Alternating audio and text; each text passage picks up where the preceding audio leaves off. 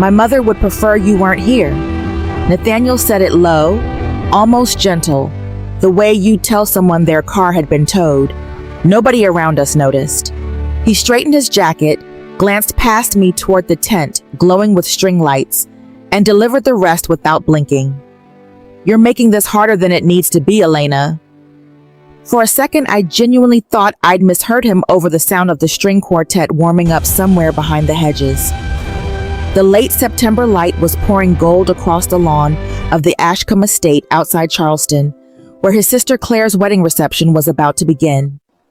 Guests in linen suits and pastel dresses drifted past us, laughing, balancing champagne flutes, completely unaware that the man beside them had just told his wife of 19 years she wasn't welcome at a party she had personally paid for.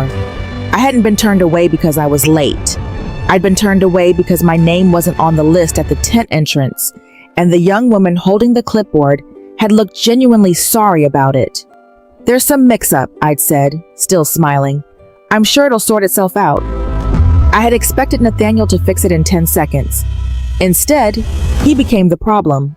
"Why isn't my name on the list?" I asked him quietly. His jaw worked before he answered. "Mom thought it would be easier if tonight was just family and close friends. I've been married to her son for 19 years. That's not what I mean, and you know it." "Then what do you mean?" He exhaled like I was the one being unreasonable. "You make people uncomfortable, Elena. You always have. Can you just, for one night, not make this about you?" The sentence landed with no volume at all, which somehow made it worse. I looked at this man I had loved since I was 24.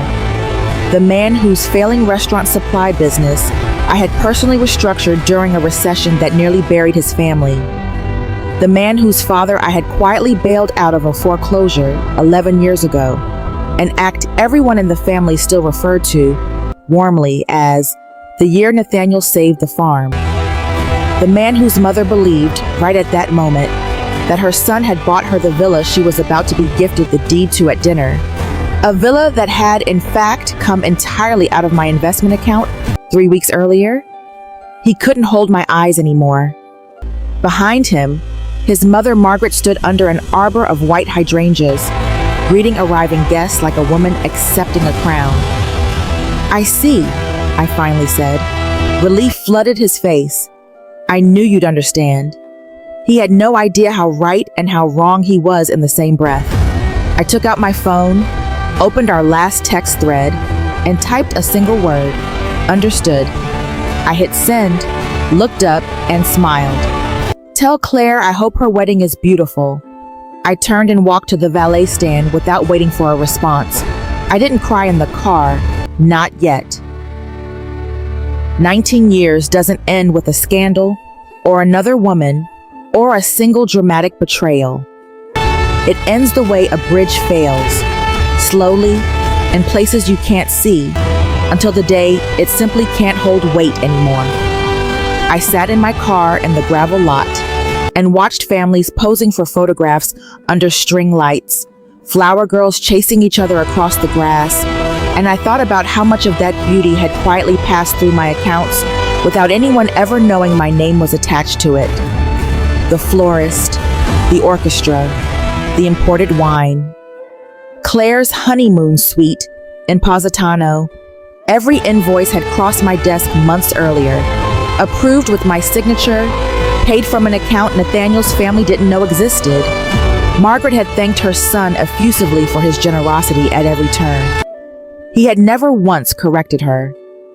At first, I told myself he was just avoiding an awkward conversation. But avoidance, left alone long enough, calcifies into habit. Habit becomes expectation. And expectation, given enough years, becomes entitlement without anyone ever noticing the transformation happen.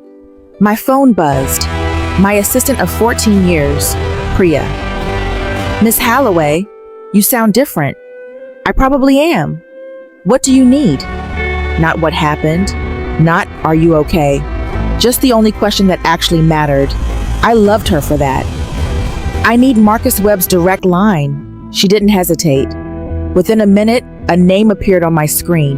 Marcus Webb, senior partner, Webb and Larkin, Trust and Estate Law, the man who had spent 16 years quietly structuring every trust, guarantee, and holding company that made my life, and by extension the Whitfield family's comfort, possible. I looked at the number for a long moment, then locked the screen. Not yet. Anger writes bad contracts. I had built an entire career on the principle of never making a financial decision while emotional, and I wasn't about to break that rule over the worst afternoon of my personal life. If I was going to change course, I would do it the way I did everything else, calmly and on paper. I drove without a destination for almost an hour, past the office tower downtown where my firm occupied 2 floors, past the restaurant where Nathaniel and I had celebrated our 10th anniversary, past a version of my life that suddenly felt like it belonged to someone else. I ended up parked by the marsh at Shem Creek, watching the tide pull out under a sky turning the color of a bruise. My grandmother used to tell me that people don't reveal themselves in hard times. They reveal themselves in easy ones, when nothing is forcing their hand. Nathaniel's life had gotten very easy, very quietly, for a very long time. Somewhere in that ease, he'd forgotten who had built it. Maybe I had let him forget. Maybe that was the part I needed to sit with longer than any of the rest. At 7:40 p.m., I finally called Marcus. "Elena, I thought you'd be at the wedding." "I was." A pause. "That doesn't sound like a happy sentence." "It isn't. I need you to pull together a complete review of every active arrangement connected to the Whitfield family. Trusts, guarantees, gifted property, all of it." Silence. Then, carefully, "I can have a team in the office within the hour." "Good. I'll meet you there." The sun dropped below the marsh grass. Some marriages end with screaming. Mine ended with one calm sentence and a single phone call, and neither the Whitfields nor Nathaniel had the faintest idea that while they raised their glasses under those string lights, the ground beneath everything they believed they owned had already started to move. By 8 that evening, every light on the 14th floor of my office building was still on. My team had no idea why I'd called an emergency after-hours meeting, only that when I asked for discretion, I always had a reason. Marcus was waiting with 2 associates and a stack of folders when I walked in. He studied my face before he said anything. "What happened?" My husband told me I make people uncomfortable. In front of half his family, and then his mother had me removed from a wedding I paid for. He took off his glasses slowly. "After everything you've done for them?" Apparently, that isn't the part anyone remembers. He didn't offer sympathy. He knew better than almost anyone that sympathy wasn't what I'd come for. We had met 19 years ago, Nathaniel and I, at a logistics conference in Atlanta. He was warm and funny and came from what everyone assumed was old Charleston money, a family with a boat club membership and a name people recognized. I came from a trailer outside Greenville, the daughter of a mechanic and a school cafeteria worker, both gone by the time I turned 19. I built my first real estate fund out of a spare bedroom with a laptop and a stubborn refusal to lose. By the time Nathaniel proposed, I had more money than his entire extended family combined, though none of us said it that way at the time. On our honeymoon, I learned the first real secret about the Whitfields. The money wasn't real. It was appearance financed by debt, refinanced by more debt. Country club dues paid on credit, a lake house mortgaged twice, private school tuition covered by a home equity line that was quietly underwater. One night, early in our marriage, Nathaniel sat at our kitchen table with his head in his hands. "My father borrowed against everything," he admitted. "I don't know how to save them." I reached across the table and took his hand.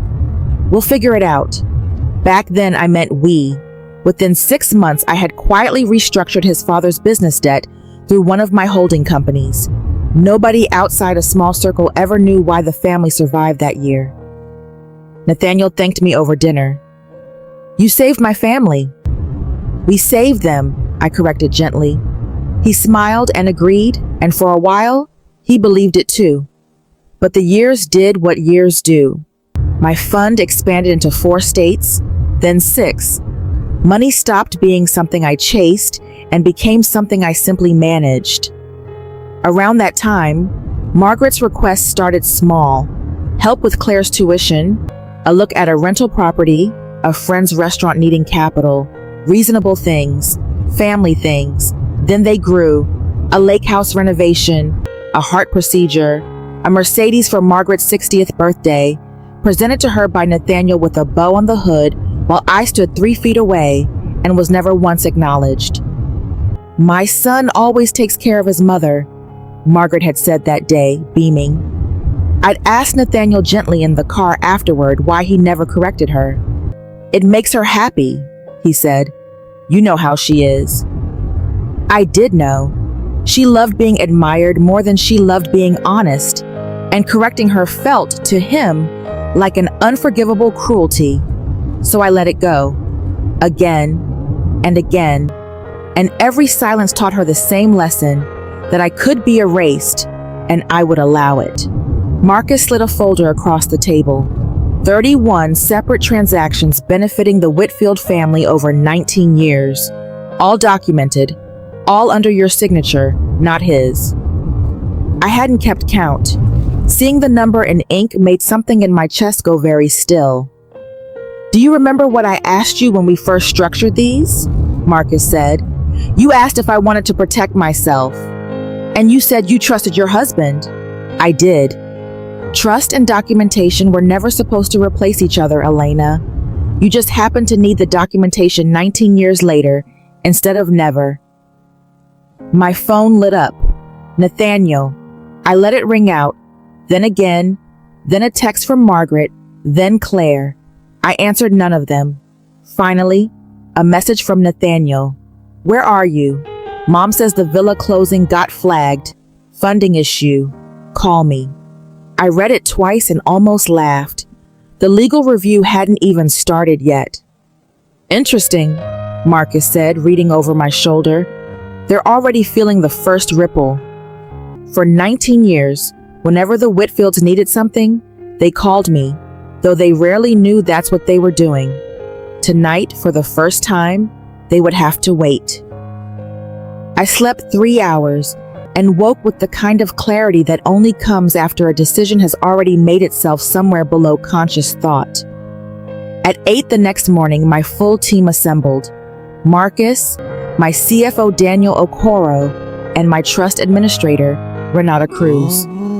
Everyone in that room had signed confidentiality agreements years earlier. None of them had ever met Nathaniel socially. I had kept my marriage and my business deliberately separate, and that separation was about to be the thing that saved me. "Walk me through everything," I said. Renata opened her laptop. The Amalfi Villa closing, scheduled for Thursday, $8.2 million. Funds are sitting in the discretionary family trust pending your signature. I haven't signed. There are also 3 personal guarantees backing Nathaniel's supply company's line of credit. Any legal obligation to continue them? Daniel scanned the file. None. If they're withdrawn, the bank will require replacement collateral within 30 days. If none is provided, the loans become callable. I hadn't realized how exposed Nathaniel's business actually was. Not because I hadn't cared, because I had simply never needed to ask. "Elena," Marcus said carefully, "I have to ask this directly. Are you trying to punish him?" The room went quiet.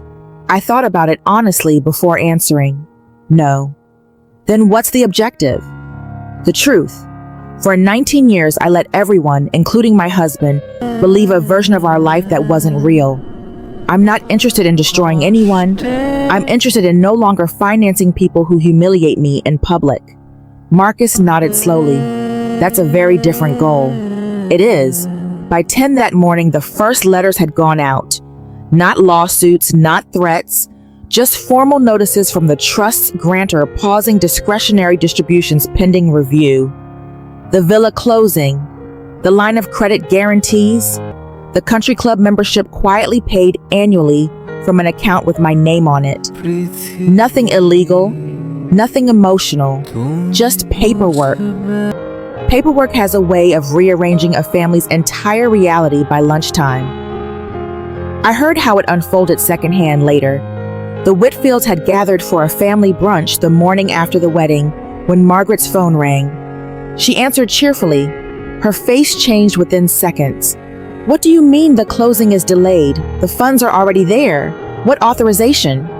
She hung up, visibly shaken, and turned to Nathaniel. "They're saying they need Elena's signature on the villa." He frowned. "That doesn't make sense. I paid for that house." "Did you?" Margaret asked slowly. And for the first time in 19 years, someone in that family asked the question out loud. At 10:15, my phone rang. "Nathaniel." I let it go 3 rings before answering. "Elena, thank God. Something's happening with the villa." "I know. They need your authorization." "That's correct." A long pause. "I don't understand." "I don't think you ever tried to." His voice cracked slightly. "Are you angry about last night?" "What do you think?" "Mom was emotional. I was trying to keep the peace." "Whose peace exactly?" Silence. Then, the question I'd been bracing for since I picked up the phone. "Can you just call them and fix this?" Not "are you okay?" Not "I'm sorry." Just fix it. I closed my eyes. "Nathaniel, do you know whose money bought that villa?" "Mine." "No." The silence that followed lasted almost a full minute. "You mean everything my mother's thanked me for over the years was me?" "Yes." "I didn't know." "I believe you," I said quietly. "But not knowing stopped being an excuse the moment you called me an embarrassment in front of 40 people. He showed up at my office that afternoon and waited 3 hours in the lobby before I agreed to see him. When I finally walked into the conference room, he looked like a different man. Tie loose, eyes red, none of the polish that usually followed him into every room. "I need you to explain everything," he said. Marcus entered with 3 binders. Nathaniel eyed them. "What is this?" 19 years of records, Marcus said, and began. 2007, his father's business debt, restructured through my fund. 2010, the lake house renovation, paid in full. 2013, Claire's graduate tuition. 2015, his mother's cardiac procedure. 2018, the Aspen condo, gifted from Nathaniel. 2021, the family foundation funded entirely by me. 2026, the Amalfi Villa. Every page carried the same signature, not his, mine. By the end, Nathaniel wasn't reading anymore. He was just staring at the table. "Did my mother know?" he finally asked. "No." "My father?" "No." "Who knew?" "My attorneys, my board, and you, though apparently you managed not to know it either." Just then, Marcus's phone rang. "Margaret." He looked at me. I nodded to put her on speaker. "Where's Elena?" her voice demanded before anyone had said hello. "Here," I said. "You've embarrassed this entire family." I almost laughed at the irony of the accusation. "You had me removed from a wedding I paid for. What would you call that?" "That has nothing to do with the villa." "It has everything to do with it. You can't punish us over hurt feelings." "I agree completely," I said. "This isn't punishment. It's the first honest conversation this family has had in 19 years. She didn't have a response for that. Marcus ended the call. Nathaniel sat with his face in his hands. "I failed you," he said finally. "You did. I told myself I was protecting everyone." "No," I said. "You were protecting appearances. There's a difference, and it cost us everything." That evening, the family group chat detonated. Claire wanted to know if the villa had ever really been theirs. Margaret insisted there'd been a banking error. And then Nathaniel's father, Walter, a quiet man who rarely spoke first about anything, sent a single message. "Elena, is any of this true?" I sent him one photograph, a single page from the original restructuring agreement, my name at the bottom. the date from 2007. 5 minutes later, he called. I spent 19 years believing my son rescued this family, he said, his voice older than I remembered it. I'm ashamed. You don't need to apologize for believing what you were told. No, he said. I need to apologize for never once asking who was really behind it. That sentence stayed with me longer than almost anything else that week. Not because it undid the past, but because it was the first time anyone in that family had accepted responsibility without being cornered into it. 3 weeks later, I filed for divorce. The courthouse was almost anticlimactic. No shouting, no scenes, just signatures and a judge asking if the terms were acceptable. They were. It took less than 20 minutes. In the parking lot afterward, Nathaniel stopped me. I know this changes nothing. It doesn't. I still need to say it. I'm sorry for mistaking your generosity for an obligation, for letting my mother define our marriage, for believing respect could wait until it was convenient. His voice broke. I lost the best thing I ever had. I felt tears form, not because I wanted him back, but because I finally believed he understood, even if understanding had arrived 4 months too late to matter. Life without my quiet financing forced the Whitfields into decisions they'd avoided for 2 decades. Nobody lost their home. Nobody went without care. But the lifestyle shrank considerably. The villa was never purchased. The Aspen condo sold. The club membership lapsed. For the first time in years, the family lived on what they actually earned and discovered, somewhat to their own surprise, that it was enough. Maybe not enough for appearances, but enough for an actual life. 4 months after the divorce, a handwritten letter arrived from Margaret. I nearly threw it away unopened.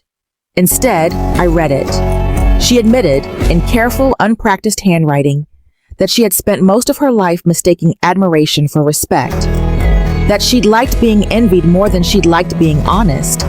And then, the line that stopped me cold. I think I looked down on you because acknowledging what you'd done for us would have meant admitting what I hadn't. She closed by asking not for money, but for the chance to apologize in person someday. I folded the letter and placed it in a drawer, unsure yet what I believed about it, but for the first time, willing to find out. Almost a year passed before I saw her again.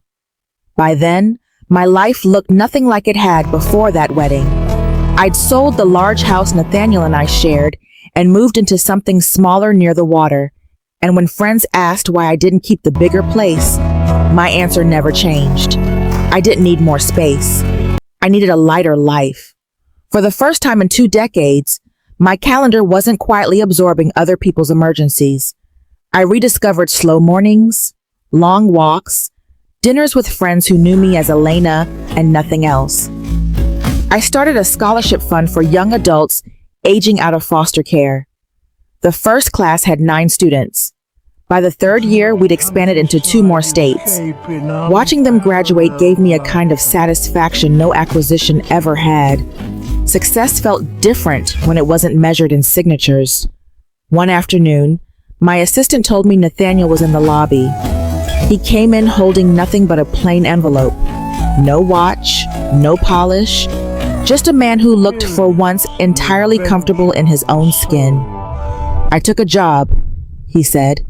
Operations manager, regular salary, no trust funds, no shortcuts. I'm proud of you.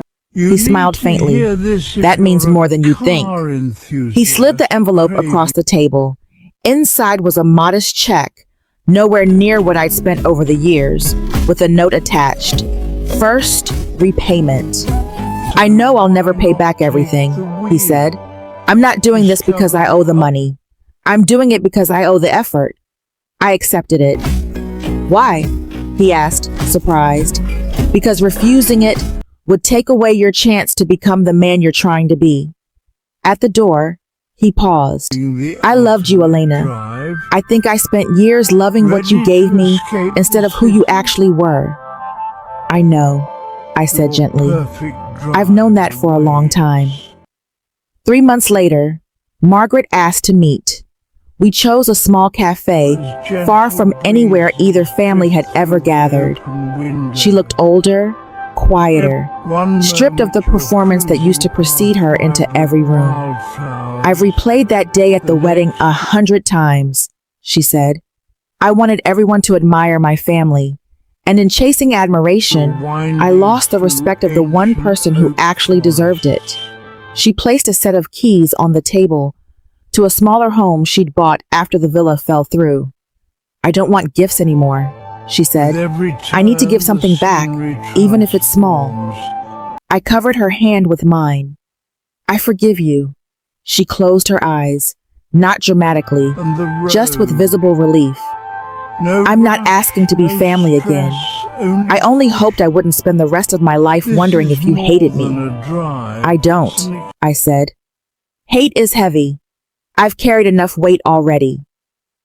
We left separately, not as family, not as enemies, just two women who'd finally learned that pride costs far more than honesty ever does. People sometimes ask if I regret paying for that villa. I never do, not for a second. The money never exposed who I was. Losing it exposed who everyone else was, including, for a while, me. I learned that generosity without boundaries eventually becomes permission for disrespect. I learned silence can protect peace for a while, but it always costs you the truth in the end. And I learned that forgiveness isn't pretending the past never happened. It's simply refusing to let the past keep deciding your future. If there's one thing worth taking from all of this, it's this: never mistake love for self-erasure. The people who genuinely love you will never ask you to disappear so they can shine. And if someone only values you for what you provide, they aren't protecting your heart. They're spending it.